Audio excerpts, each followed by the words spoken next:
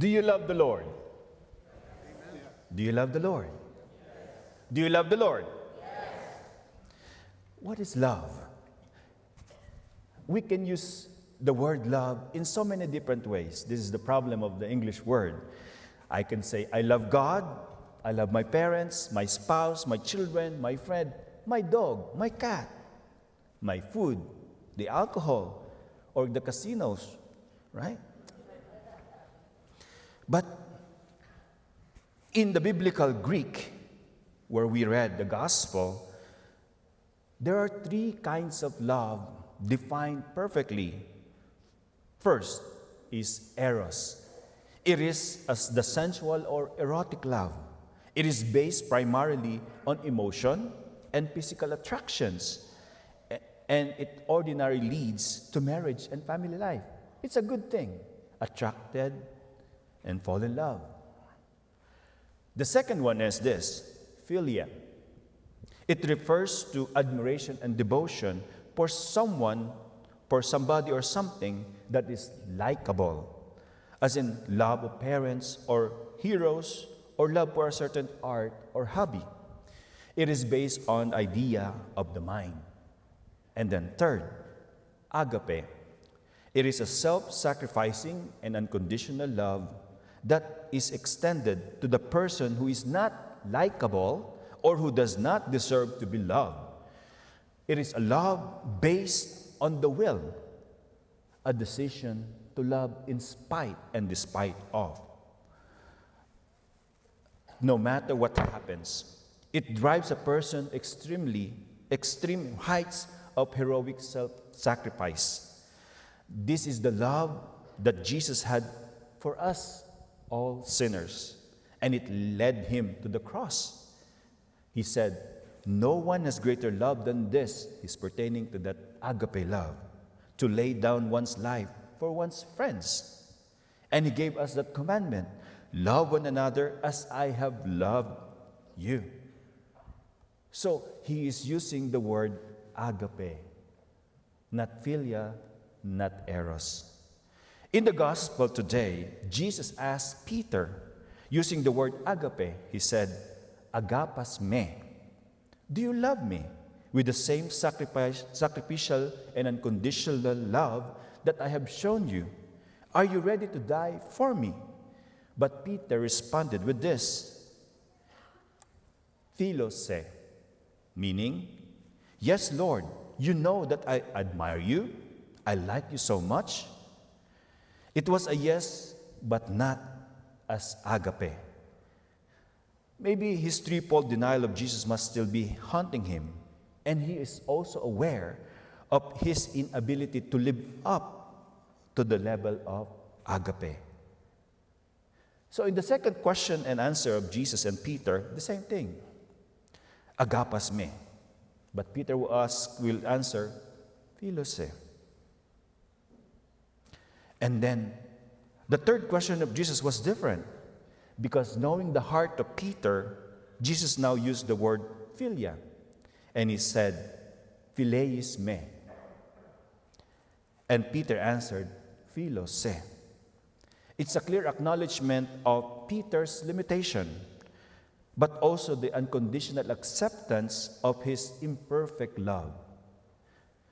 It is as if Jesus was saying to Peter, yes, I know how weak you are, and you cannot yet love me as I have loved you, but it is enough for now.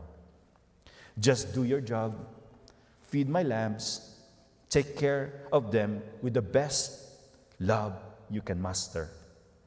Now, looking at Peter, Jesus actually leaves and entrusted the church in the charge of a man who has failed.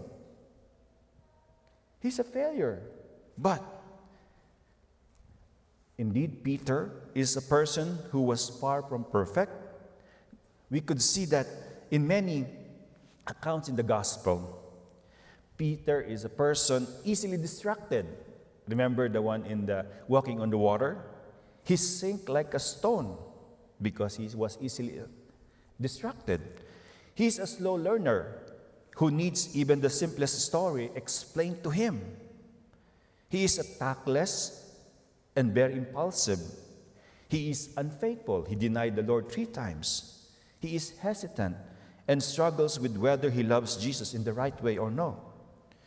Yes, Peter had a very rocky personality, but Jesus accepts that imperfect love of Peter and gives him the mission to be the first pope. He was far from perfect, but transformed by Jesus' love, patience, and forgiveness. Yes, my brothers and sisters, our church is built out of a whole bunch of rocky lives.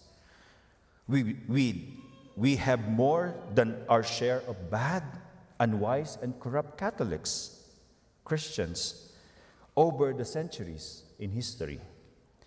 I am as angry as anyone over the scandals of the church, but I chose to stay because Jesus never gave up on Peter. He never left the church. He promised that the gates of hell would not prevail against his church that he loves so much. And so by presenting Peter, Jesus tells us that he also desired to accomplish in us what he did in Peter. That's why I love Peter.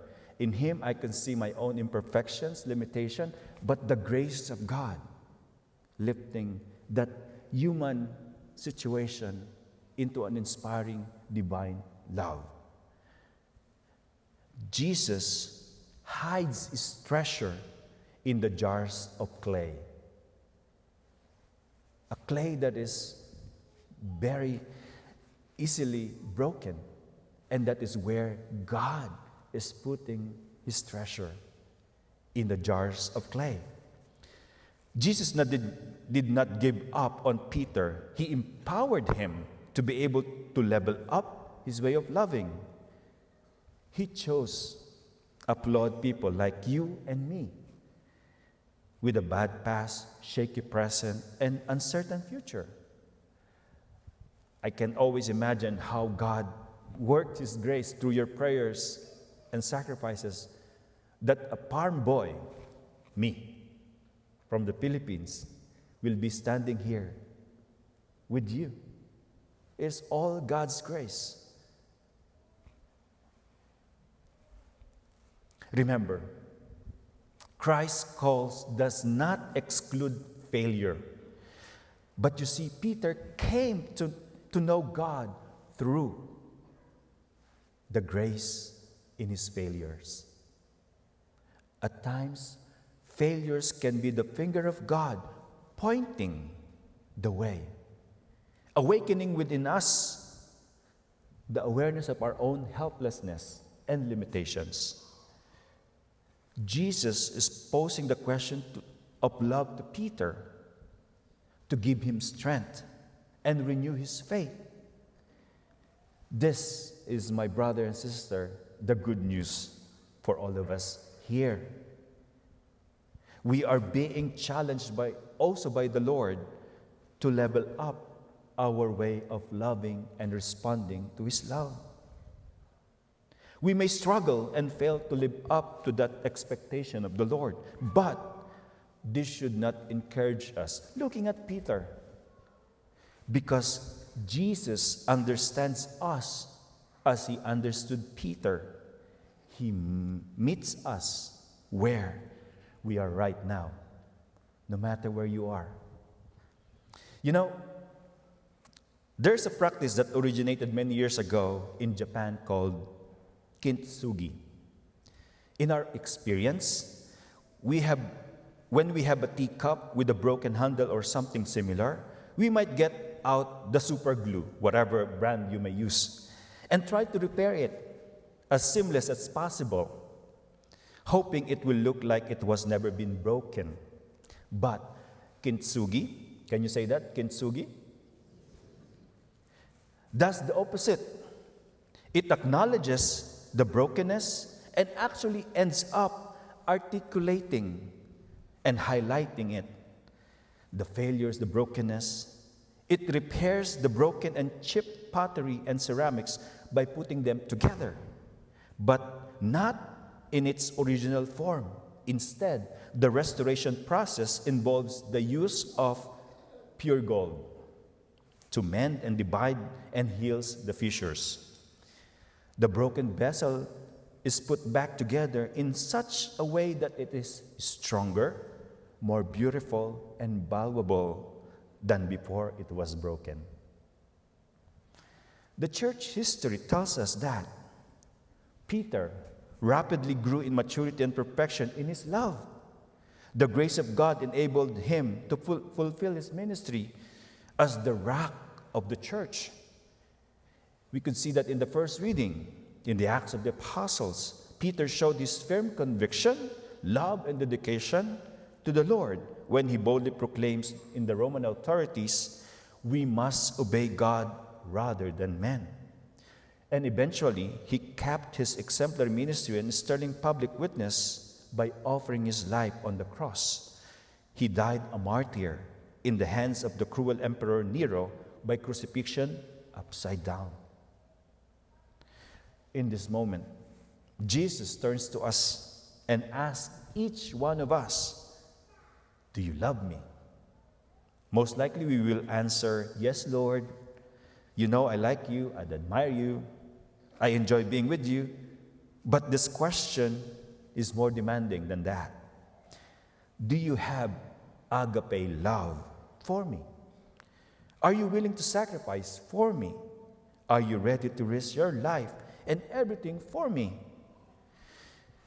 As Jesus strengthened Peter with his grace and made him a powerful and courageous witness of faith, may we, too, be empowered by his grace of the Eucharist so that we could truly love through obedience and service for one another. Now, do you love the Lord? It's not convincing. Do you love the Lord?